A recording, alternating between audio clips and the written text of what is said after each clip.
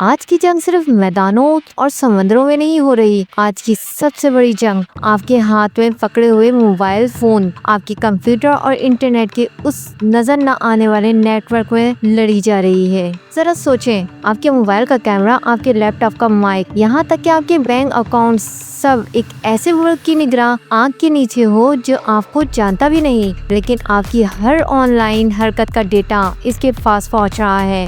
جی ہاں دوستوں، یہ کوئی ہالی ووڈ فلم نہیں، یہ وہ حقیقت ہے جو آج کی دنیا میں ہو رہی ہے، اور اس کا سب سے بڑا کھلاڑی ہے چین۔ جی ہاں، ایک ایسا ملک جس نے صرف فوج، نیوی اور ایئر فورس نہیں بنائی بلکہ ایک ڈیجیٹل فوج بھی کھڑی کر دی ہے، لاکھوں ہیکرز پر مشتمل، جو خاموشی سے پوری دنیا کو اپنے قابو میں لینے کی مشن پر ہے۔ کبھی یہ ہیکرز دنیا کے ہر کونے میں مقابلے جیتتے تھے، لیکن 2017 کے بعد وہ اچانک غائب ہو گئے۔ آخر کہاں گئے یہ کوڈ کے جادوگر؟ اور 2019 میں ایسا کیا ہوا جس نے دنیا کو دکھا دیا کہ یہ کھیل صرف ہیکنگ کا نہیں بلکہ عالمی جاسوسی کا ہے؟ یہ جنگ بندوقوں اور میزائلوں سے نہیں لڑی جا رہی بلکہ کی بورڈ اور کوڈ سے لڑا جا رہا ہے۔ 21ویں صدی کا میدان نے جنگ صحرا نہیں بلکہ سائبر اسپیس ہے۔ تو چلیے کرتے ہیں سٹارٹ۔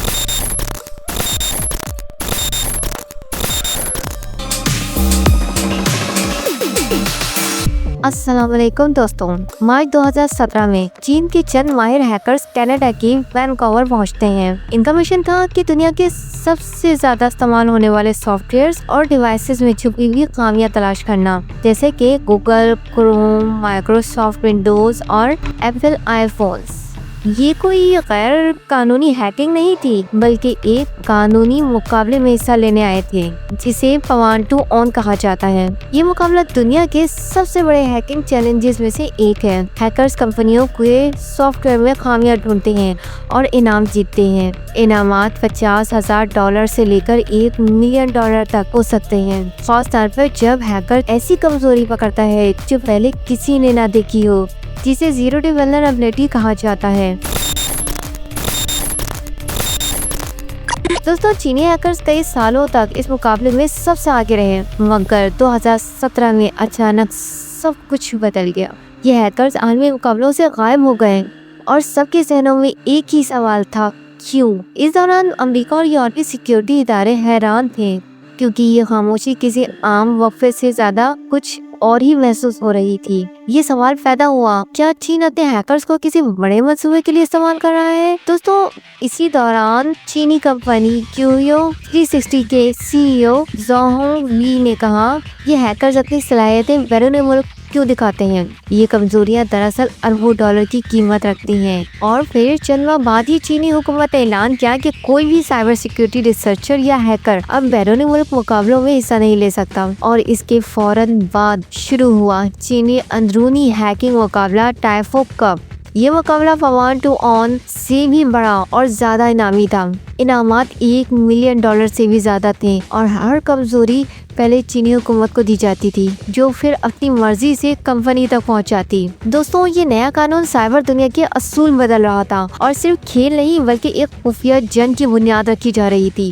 ٹائفو کپ نے نہ صرف ہیکنگ کے معیار کو بڑھایا بلکہ ایک نیا نظام بھی متعارف کرایا۔ ہر ہیک کی گئی خامی پہلے حکومت کے کنٹرول میں آتی، جو اس کا استعمال اپنے فوجی اور جاسوسی ترجیحات کے لیے کرتی تھی۔ دوستوں، 2018 میں پہلے ٹائفو کپ میں کیویو 360 کے ریسرچر کی جن زاؤ نے ایپل آئی فون میں ایک خطرناک خامی پکڑی۔ صرف ایک مخصوص فائل کھلونے سے ہیکر کسی بھی آئی فون کی ریموٹ کنٹرول کر سکتا تھا۔ اس ایکسپلائٹ کا نام رکھا گیا چواس۔ فرق یہ تھا کہ پوان ٹو آن میں کمزوریاں براہ راست کمپنی کو دی جاتی تھی، لیکن ٹائفو کپ میں ہر خامی پہلے چینی حکومت کو دی جاتی ہے۔ بعد میں یہی چواس ایکسپلائٹ بڑے پیمانے پر ایغور مسلمانوں کی نگرانی کے لیے استعمال ہوئی۔ سن 2019 میں گوگل نے رپورٹ دی کہ آئی فونز پر ایک ماس لیول ہیکنگ مہم چل رہی تھی، اور ہدف بنیادی طور پر چین کے ایغور مسلمان تھے۔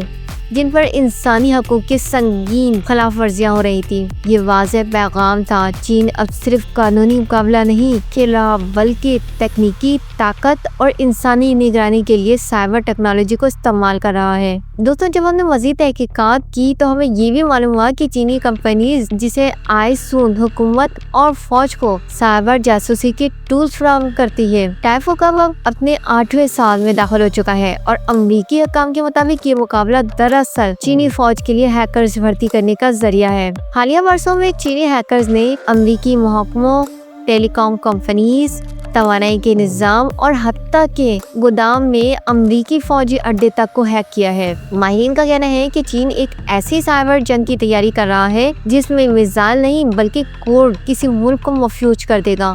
یہ جنگ صرف ٹیکنالوجی کی ہی نہیں بلکہ طاقت، کنٹرول اور عالمی سیاست کی بھی ہے۔ دوستوں، آج کے دور میں ڈیجیٹل دنیا کی اہمیت ہر ملک کے لیے بڑھتی جا رہی ہے۔ چین کی یہ خفیہ ہیکر فوج صرف سرورز نہیں ہیک کر رہی بلکہ مستقبل ہیک کر رہی ہے۔ ہر ایکسپلائٹ، ہر کوڈ، ہر ولنریبلٹی ایک ہتھیار ہے جو کسی ملک کی معیشت، فوج یا سماجی نظام کو نقصان پہنچا سکتا ہے۔ چینی ہیکرز کی مہارتیں اب نہ صرف مقابلوں بلکہ حقیقی جنگ کے میدان میں استعمال ہو رہی ہے۔ یہ ہمیں سوچنے پر مجبور کرتی ہے، دنیا اس ڈیجیٹل جنگ کے لیے تیار ہے یا نہیں؟ اور سب سے بڑا سوال یہ ہے کہ ہم اپنی حفاظت کیسے کریں جب دشمن ہمارے فون، کمپیوٹر اور معلومات تک ہر وقت رسائی حاصل کر سکتا ہے۔ دوستوں، یہ 4 مین ایسے ہیکنگ ٹولز کے بارے میں آپ کو بتاتی ہوں جس کا جاننا ہم سب کو ضروری ہے۔ نمبر 1، زیرو ڈے ولنریبلٹیز، ایک ایسی خامیاں یا بگز جو سافٹ ویئر یا ڈیوائس پر موجود ہو لیکن کمپنی یا ڈیولپر کو اس کا علم نہ ہو۔ چونکہ کمپنی کو پتہ ہی نہیں ہوتا، یہ سب سے خطرناک سمجھی جاتی ہے۔ مثال کے طور پر اگر کسی ایپ میں ایک بگ ہو جو ہیکرز کو ایپ کے ڈیٹا تک رسائی دے دے اور کمپنی کو معلوم نہ ہو تو یہ زیرو ڈے ولنریبلٹیز ہے۔ ہیکرز اس خامی کا فائدہ اٹھا کر سسٹم ہیک کر سکتے ہیں، ڈیٹا چوری کر سکتے ہیں یا ڈیوائس کنٹرول کر سکتے ہیں۔ دوستوں، زیرو ڈے ولنریبلٹیز ایسی خامیاں ہیں جو کمپنی بھی نہیں جانتی۔ یہ ہیکرز کے لیے ایک خفیہ ہتھیار کی طرح ہے جو کسی بھی سسٹم میں گھس کر اس کا ڈیٹا یا کنٹرول پر قبضہ کر سکتا ہے۔ نمبر 2، ایکسپلائٹس، یہ وہ تکنیک یا کوڈ ہے جو زیرو ڈے ولنریبلٹیز کو استعمال کرتے ہوئے سسٹم کو ہیک کرنے کے لیے بنایا جاتا ہے۔ یہ ہیکر کو سسٹم میں غیر قانونی رسائی دیتا ہے یا مخصوص کام کرنے پر مجبور کرتا ہے، جیسا کہ چواس ایکسپلائٹ جس نے آئی فونز میں خامی کو استعمال کر کے انہیں ریموٹلی کنٹرول کیا۔ صرف خامی ہونا کافی نہیں ہے بلکہ ایکسپلائٹ ہی وہ ذریعہ ہے جو اسے عملی جامہ پہنا دیتا ہے۔ ایک ایکسپلائٹ دراصل ہیکر کا آلہ ہے، وہ اس کے ذریعے سسٹم میں گھس کر ہر وہ کام کر سکتا ہے جو سافٹ ویئر کے ڈیولپر نے کبھی تصور بھی نہیں کیا ہو۔ نمبر 3، ریموٹ کوڈ ایگزیکیوشن یعنی کہ RCE، ایک ہیکنگ تکنیک جس میں ہیکر کسی ڈیوائس یا سسٹم پر ریموٹ یعنی دور بیٹھ کر کوڈ چلانے کی صلاحیت حاصل کر لیتا ہے۔ RCE کے ذریعے ہیکر پورے سسٹم پر مکمل کنٹرول حاصل کر سکتا ہے، جیسا کہ فائلز، ایپلیکیشنز یا یہاں تک کہ ہارڈ ویئر بھی۔ مثال کے طور پر چواس ایکسپلائٹ نے آئی فونز میں یہ صلاحیت دی کہ صرف ایک ویب پیج کھولنے سے ہیکر فون پر مکمل اختیارات حاصل کر لیتا ہے۔ ریموٹ کوڈ ایگزیکیوشن ایک ایسا ہتھیار ہے جس سے ہیکر دور بیٹھ کر بھی پورے سسٹم پر قبضہ کر سکتا ہے۔ یہ بم کی طرح خاموش مگر انتہائی خطرناک ہے۔ نمبر 4، ماس ہیکنگ کمپینز، ایک ہی وقت میں ہزاروں یا لاکھوں ڈیوائسز، سسٹمز یا سرورز پر حملہ کرنا۔ یہ منصوبہ بند حملے بڑے پیمانے پر معلومات چوری، نگرانی یا انفراسٹرکچر کو نقصان پہنچانے کے لیے کیے جاتے ہیں۔ ماس ہیکنگ کمپنیز دراصل ڈیجیٹل آرمی ہیں جو ایک ہی وقت میں ہزاروں سسٹمز پر حملہ کر کے ملک